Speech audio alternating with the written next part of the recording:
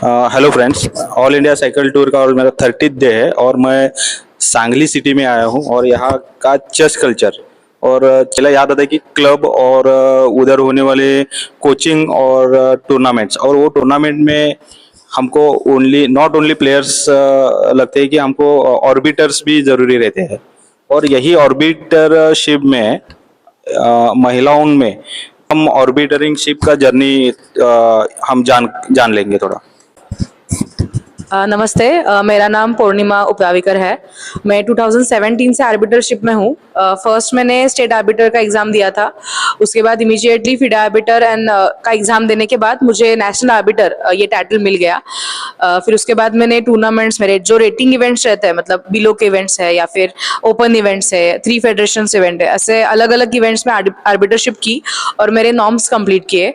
उसके बाद मैंने जो स्टेट लेवल टूर्नामेंट्स रहते हैं, स्टेट सिलेक्शन टूर्नामेंट्स, उनमें पार्टिसिपेट किया था। मैं 2018 में अक्टूबर में फिडे आर्बिटर बन गई और जस्ट रिसेंटली दिसंबर में 2023 में मैंने इंटरनेशनल आर्बिटर ये टाइटल अभी अचीव कर लिया है।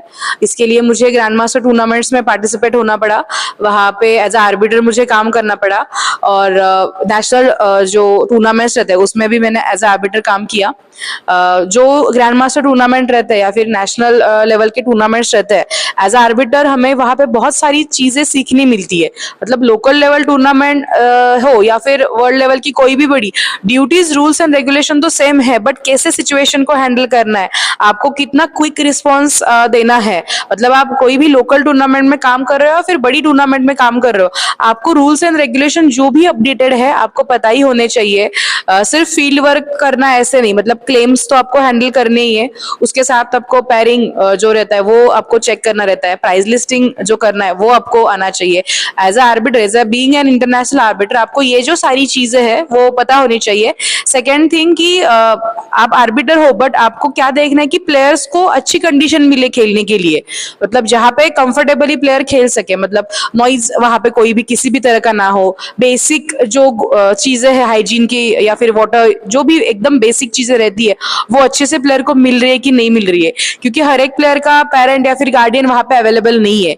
तो हमको वो भी कि मैक्सिमम सूटेबल वे में कैसे स्मूथली हर एक टूर्नामेंट कंडक्ट हो, कोई भी डाउट अगर प्लेयर का है तो वो कैसे सॉर्ट किया जाए, या फिर गेम में भी कुछ इश्यू आ रहा है या फिर कोई डिस्टरबेंस है टेक्निकल लेवल पे हो या फिर गेम में हो, तो वो कैसे सॉर्ट करना है, ये आर्बिटर का काम रहता है। अभी भी मैं सीखने की कतार में हूँ।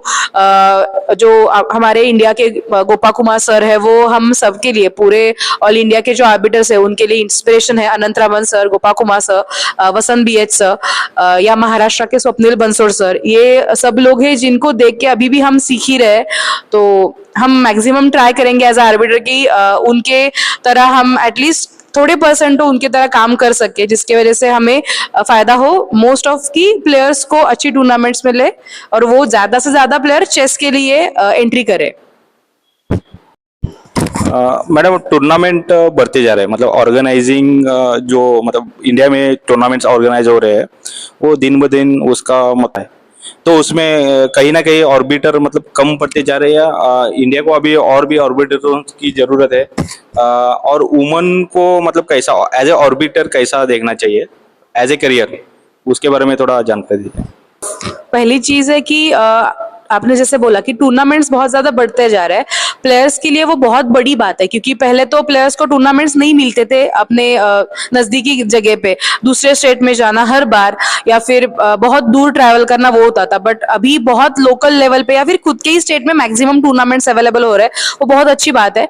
अभी तो ऐसे नहीं है कि आर्बिटर्स कम ही पड़ रहे हैं, कैसे ऑल इंडिया चेस फेडरेशन है या हर एक स्टेट जो फेडरेशन रहता है वो खुद के स्टेट लेवल पे हमेशा 6 मंथली या फिर 1 ईयरली कंटिन्यूअसली आर्बिट्रेशन के जो वर्कशॉप्स रहते हैं या जो सेमिनार रहते हैं वो कंडक्ट करता है। ऑल इंडिया चेस फेडरेशन हर साल फिडे आर्बिटर के लिए या फिर नेशनल आर्बिटर के लिए जो सेमिनार्स रहते हैं वो कंडक्ट कर रहे हैं। मतलब जैसे टूर्नामेंट्स दिन ब दिन बढ़ते जा रहे हैं, वैसे आर्बिटर्स की जो क्वांटिटी है, आर्बिटर्स के नंबर है वो बढ़ते जा रहा है। उसमें सिर्फ यही है कि जो पुराने आर्बिटर है या नए आर्बिटर या फिर जो भी बनेंगे, सिर्फ आपको हमेशा अपडेट रहना है आर्बिटरशिप में, और जो भी आप काम करो उसमें आपको शार्प रहना है। हमेशा आपको वो जो भी चीजें है प्रॉपरली सुननी है और फिर आपको जो भी आपका डिसीजन है वो देना है।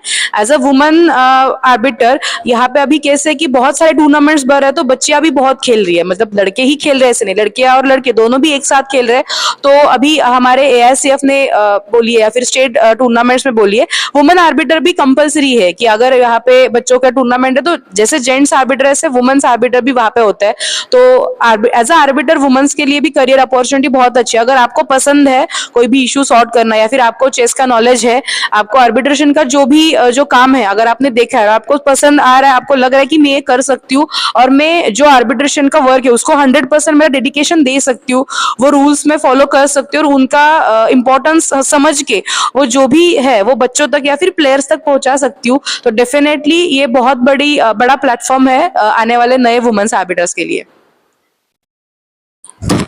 मैडम और एक क्वेश्चन है कि ऑर्बिटरशिप में जो सिलेक्शन क्राइटेरिया और उनके स्टेजेस जो है वो थोड़ा आप एक्सप्लेन कीजिए। अगर हम ग्राउंड लेवल से जाए तो लोकल टूर्नामेंट के लिए भी आपको एक प्रॉपर आर्बिटर, प्रोफेशनल आर्बिटर चाहिए। तो हर एक स्टेट उसके लिए स्टेप अप कर रहा है। जैसे मैं महाराष्ट्र से बात कर रही हूँ तो महाराष्ट्र में भी स्टेट आर्बिटर का कैंप जब मैंने किया था 2017 में ऑफलाइन कैंप अवेलेबल था, वैसे ही हर एक स्टेट टूर्नामेंट्स कैंप ले रहे हैं। तो एटलीस्ट लोकल लेवल पे जो भी लोग हैं वो हर एक टूर्नामेंट में प्रॉपर आर्बिटर बने। तो जब आप स्टेट लेवल कैंप करते हो तो आपको डिटेल नॉलेज बताया कि लॉज ऑफ चेस क्या है, पेयरिंग क्या होता है, मतलब जो एज अ प्लेयर है या फिर जिनको चेस पता है but arbitration is totally another field, तो उसके बारे में आपको नॉलेज मिलता है जब आप स्टेट आर्बिटर बनते हो। अगर आपको डायरेक्टली नेशनल आर्बिटर बनना है तो वो भी आप बन सकते हो। ऑल इंडिया चेस फेडरेशन अलग अलग जगह पे नेशनल आर्बिटर्स के लिए, SNA के लिए कैंप्स क्रिएट करता है, तो वहां पे आप पार्टिसिपेट हो सकते हो। जो सेमिनार होता है उसमें जो जो आर्बिटरशिप के लिए चाहिए, मतलब सॉफ्टवेयर है जो पेयरिंग का सॉफ्टवेयर है वो आपको सिखाता है, लॉज ऑफ चेस सिखाता है, या बाकी भी फेयर प्ले के है, कोड ऑफ कंडक्ट है, टूर्नामेंट के बारे में आपको क्या चाहिए, एज आर्बिटर आपको क्या ड्यूटी करनी है, वो सब चीजें आपको सिखाता है। तो आप नेशनल आर्बिटर बन सकते हो। एक बार आप नेशनल आर्बिटर बन गए, आपको AICF से फिर से वो टाइटल लेना है। उसके बाद आपको एज अ नेशनल आर्बिटर जब भी आप कोई भी रेटिंग इवेंट में काम करते हो, फिर वो रैपिड रेटिंग हो, क्लासिकल हो, उसके लिए पर्टिकुलर क्राइटेरिया कि कितने रैपिड इवेंट अलाउड है या फिर फेडरेशन का कोई क्राइटेरिया है क्या, वो डिपेंड्स। मतलब कुछ साल पहले अलग था और जैसे जैसे आप करते जाओगे थोड़ा सा अपडेट रहना हो जाता है वो। तो आप जिस साल अचीव करना चाहते हो उस साल आप चेक कर सकते हो। तो आप जब नॉर्म्स करोगे एज अ नेशनल आर्बिटर्स, आप इन रेटिंग इवेंट्स में एज आर्बिटर वर्क करोगे तो आपको नॉर्म्स मिलेंगे जो भी चीफ आर्बिटर रहते हैं उनसे। तो उसके बाद आपके जो नॉर्म्स है, 3 नॉर्म्स है, वो कंप्लीट होने के बाद आप आपका FIDE आर्बिटर के लिए टाइटल अप्लाई कर सकते हो। और उसके साथ बट सिर्फ FIDE आर्बिटर का टाइटल आपको नॉर्म से नहीं मिलेगा, आपको उसके लिए एग्जाम भी देनी पड़ेगी। मतलब स्टेट लेवल है, नेशनल लेवल है, उसमें भी आपको एग्जाम देना ही है, बट वो एज अ नॉर्म उतना कंसिडर नहीं है। बट वहां पे कैसा है अभी कि FIDE आर्बिटर टाइटल के लिए टूर्नामेंट नॉर्म तो है बट एग्जाम नॉर्म भी कंसिडर होता है। तो आपको FIDE आर्बिटर के एग्जाम प्रॉपर देने हैं, सेमिनार अटेंड करना है और उसका नॉर्म अटैच करना है। एक बार आप FIDE आर्बिटर हो जाओ, उसके बाद भी अभी जस्ट रिसेंटली 2024 में आए, मतलब इंटरनेशनल आर्बिटर्स के लिए भी सेमिनार हो रहा है, ऑनलाइन लेवल पे अभी हो रहा है वो। दुनिया के बहुत सारे FA जो ऑलरेडी कुछ नॉर्म्स कर चुके हैं एज अ आए या फिर आए के लिए, या फिर अभी तक कुछ भी नहीं किए, तो उनको क्राइटेरिया और उनके कंट्री के हिसाब से सेमिनार में अटेंड कर सकते हैं वो। तो आए सेमिनार का जो पासिंग का जो होता है टाइटल, उसके बाद और नॉर्म्स ग्रैंड मास्टर इवेंट्स में आप कर सकते हो।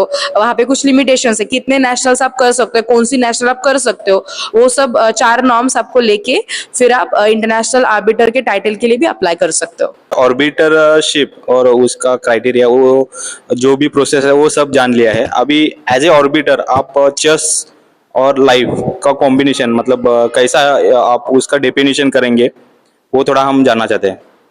हम सभी मतलब जब बचपन से चेस हमने स्टार्ट किया, मैं एज अ प्लेयर हूँ, कोच हूँ या फिर आर्बिटर हूँ, हम सभी ने चेस इज लाइफ ये एकदम इनिशियल स्टेज में पढ़ा था।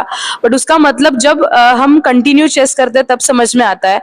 हर रोज की जिंदगी में कोई भी आपको छोटे छोटे डिसीजन लेने हैं या फिर कोई भी छोटी चीज है या फिर एकेडमिक रहे या फिर कोई भी लाइफ में चीज है उसमें आप डीमोटिवेट हो रहे हो, तो वहां पे आपको मोटिवेशन कैसे लाना है। जैसे चेस में बहुत सारे पीसेस होते हैं, वैसे जैसे लाइफ में हमारे जो जो एलिमेंट्स है वो सारे एलिमेंट्स का यूज करके हमको हमारी लाइफ कैसे आगे तक लेके जानी है वो हमको चेस सिखाता है। कैलकुलेशंस हमें बहुत अच्छी तरीके से चेस से आता है, मतलब बच्चों के लिए फिर एकेडमिक्स में हमें मैथमेटिकल कैलकुलेशन तो होते ही है, बट इन फ्यूचर कोई भी प्लानिंग करने के लिए चेस हमको बहुत सहायता करता है। एक ही टाइम पे आपके पास चेस में बहुत सारे ऑप्शंस है, बट उसमें से बेस्ट ऑप्शन आप रुको सोचो और फिर ही चूज करो। वो बहुत बार ऐसा होता है कि लाइफ में हम इमीडिएटली कुछ काम करते हैं, बट जब आप एक चेस प्लेयर बनते हो तो आपको समझ में आता है कि नहीं, we have to wait some time, we have to think on it. Proper आप सोचने के बाद ही आप कोई भी डिसीजन लोगे तो आपके लिए वो बहुत अच्छा होता है। और ये बारीक बारीक चीज है, मतलब जो गेम में हम यूज करते हैं वो हर एक चीज हम लाइफ में यूज कर सकते हैं, और उससे हमारी लाइफ और ज्यादा इंप्रूव होती है, प्रोग्रेस होने में हमको बहुत ज्यादा फायदा होता है। और जो achievements as a game winning के बाद मिलती है, वैसे लाइफ में भी हमारे छोटे छोटे गोल्स रहते हैं, तो वो गोल्स भी चेस के टेक्निक्स यूज करके हम लाइफ के छोटे छोटे गोल्स अचीव कर सकते हैं।